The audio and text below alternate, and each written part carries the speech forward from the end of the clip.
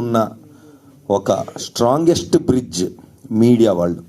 So మీ అందరికీ వేసాం, అసలు ఏంటో చూద్దామని మీ అందరితో కూర్చొని మాట్లాడినప్పుడు ప్రేక్షకులకు నేను చెప్తుంది, అంటే దండోరా వేసి ఇప్పుడు తెలుగు సినిమా ప్రేక్షకులు, ప్రేమించే ప్రేక్షకులు అందరికీ నేను తెలియజేస్తుంది ఏంటంటే, 2 days ముందు ధైర్యంగా మీడియా వాళ్ళకి చూపిస్తే సినిమా అయిపోయే టైంకి వచ్చాం. ఎందుకంటే నేను పూర్తిగా చూడలేదు, నాకు సగంలో తెలిసింది ఉందని టక్మని సాయంత్రం అదే లాస్ట్కి వచ్చాను.